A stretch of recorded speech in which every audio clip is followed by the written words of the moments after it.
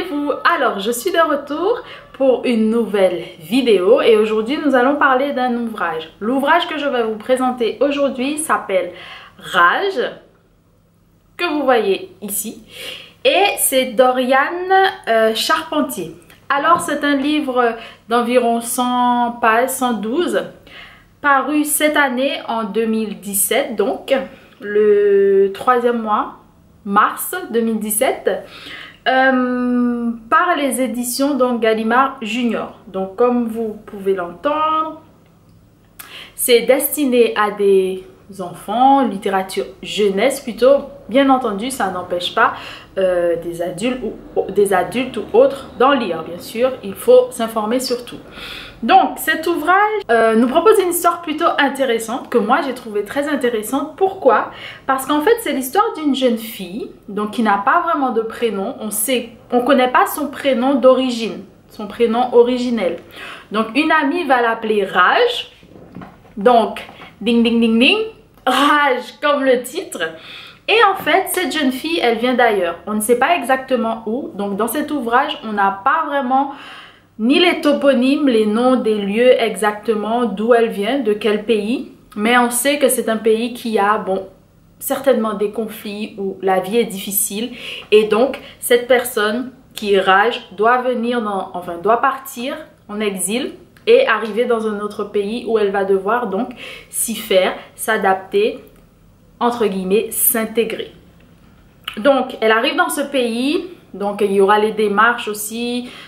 Tout ça va la déchirer, donc parce que c'est dur de quitter son pays, d'aller dans un autre pays, devoir s'adapter, etc. Et aussi apprendre la langue. Donc on aura aussi ce côté linguistique qui est très important pour moi notamment. Et puis, lorsqu'elle arrive dans ce pays dit étranger, où elle est partie donc en exil, elle va devoir donc vivre là-bas. Et un jour, habituel on va dire, elle rencontre donc un monsieur qui court après un animal. Donc, je ne vous dirai pas quel type d'animal, mais vous pouvez déjà un peu imaginer. Donc elle va découvrir cet animal qui est en danger parce que quelqu'un lui court après et elle va sauver cet animal dans cette lutte, dans ce combat, dans cette poursuite. Et enfin, elle va prendre l'animal et l'emmener avec elle et ils vont devoir aller donc chez le vétérinaire. Et ici, il y a une petite phrase qui va me faire rire en fait pour voir. Elle va penser en fait que dans son pays par exemple, il n'y a même pas d'hôpitaux pour les enfants. Et pourtant, dans ce pays où elle se trouve actuellement aujourd'hui, elle doit vivre, il y a même des hôpitaux, des médecins, etc. pour s'occuper des animaux. Donc bien sûr, on pense souvent à des choses comme ça. Quand on voit que certaines personnes vont chouchouter un petit peu plus les animaux que des humains. Oui, ça arrive parfois, j'en connais, même moi-même dans mon entourage. Donc quelquefois, ça peut paraître un peu, je sais pas, un peu étrange, mais voilà. Donc ça, par exemple, c'est aussi le côté différent de sa culture. Et ensuite, elle va se battre donc avec ses proches, ses amis, ses connaissances pour pouvoir garder l'animal et aussi pour pouvoir vaincre tout ça. Donc l'animal sera blessé, arrivé à l'hôpital on va dire bon ben c'est pas possible de le garder parce qu'en fait il y a des lois qui vont régir tout ça et qui vont dire on peut pas garder un animal de cette espèce parce que ces animaux là en général sont faits pour certaines pratiques qui sont bien évidemment interdites. Et puis ils vont se battre, etc. Elle va se battre pour enfin garder son animal. Elle va aussi trouver certainement quelqu'un qui va entrer dans sa vie. Et bien sûr, on ne saura toujours pas quel est son prénom originel, son prénom d'origine. Alors, je trouve que c'est un roman qu'il faut donner à un enfant, bien évidemment. À partir de 13 ans, c'est très conseillé. Je pense que tout le monde peut le lire pour un peu voir ce qui se passe en fait dans la vie d'un adolescent ou d'une adolescente qui doit quitter son pays, qui doit, comme les primo-arrivants en fait, qui doivent aller à l'école dans un autre système. Apprendre la langue, c'est pas évident et c'est pas parce que quelqu'un ne parle pas une autre langue, donc une langue dite étrangère, que cette personne n'a pas de compétences ou que cette personne est nulle ou bête. Voilà, ce sont des mots vraiment qui ne sont pas appropriés et qui peuvent aussi rabaisser la personne. Donc ce sont des choses auxquelles nous devons être un petit peu plus alertes, parce que une personne qui ne parle pas une langue ne veut pas dire que la personne elle est vraiment niaise. Elle ne maîtrise pas une langue à un moment, mais ça peut venir très vite pour certains et petit à petit pour d'autres. D'autres thèmes qui me sont très importants et qui sont présents dans l'ouvrage, c'est notamment l'amitié. Donc de voir comment l'amour et l'amitié qu'elle a pour les autres personnes, pour cet animal, et que les autres personnes ont pour elle, font qu'en fait qu'on va l'aider, qu'on va la soutenir et qui vont pouvoir protéger par la suite non seulement l'animal mais aussi la jeune fille nommée Raj. Donc l'adolescence, donc vraiment c'est quelquefois une période de la vie très difficile, donc c'est bon de savoir aussi comment un adolescent se sent dans sa peau, dans la tête, comment cette personne elle se sent, mais aussi un adolescent qui est retiré dans un milieu et qu'on va mettre dans un autre milieu qui lui est complètement étranger. Donc ça aussi c'est très important.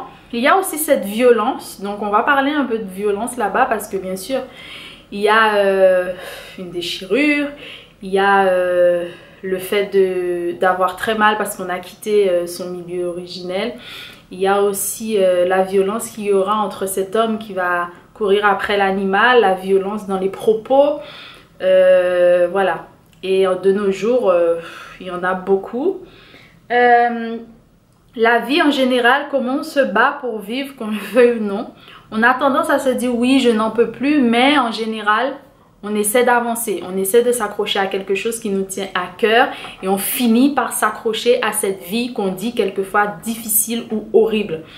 Donc, il y a même une petite anecdote où on parle de donner un prénom ou un nom à l'animal, etc. ou autre, et qui s'appelle en fait rage de vivre.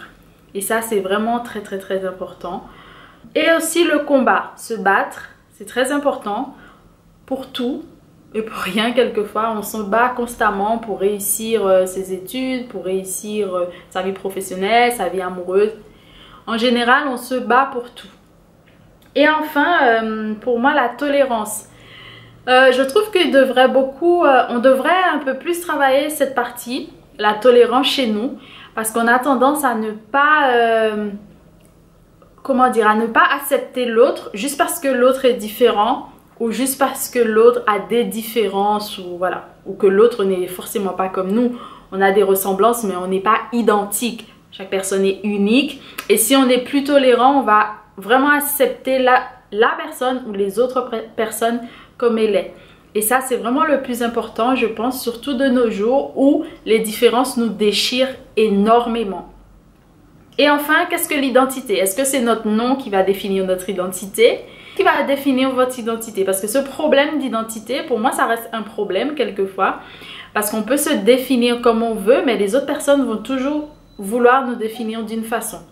Donc ça peut être un problème, c'est vrai, mais ça peut être aussi quelque chose de complètement limpide pour vous, que votre identité, elle est faite, construite, et qu'elle ne bougera pas pour le moment où, qui sait, peut-être qu'elle va évoluer. Mais voilà.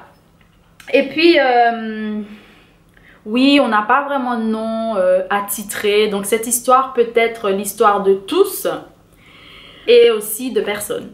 Parce qu'en fait, il n'y a pas de nom, c'est pas dans quel pays, de quel pays elle vient, etc. Donc c'est vraiment quelque chose qui est propre à tous et qui est presque universel dans un sens. Donc voilà, je recommande cet ouvrage. Si vous aimez les histoires un peu poignantes, bien sûr, des histoires pour un enfant qui est très bien, pas très long, c'est écrit plutôt gros. Donc, pas de souci pour lire ça. Et voilà, un bon cadeau de Noël aussi, pourquoi pas.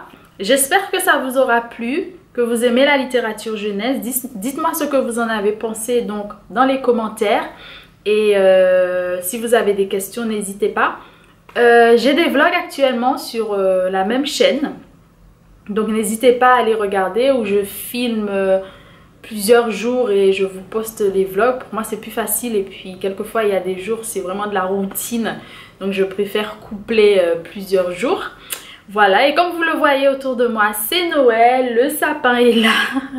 Je vous souhaite de belles fêtes, de bonnes lectures bien sûr, et on se dit à très vite pour une nouvelle vidéo, que ce soit un vlog, une vidéo comme ça, où voilà, je vous parle d'un ouvrage, de séries, etc.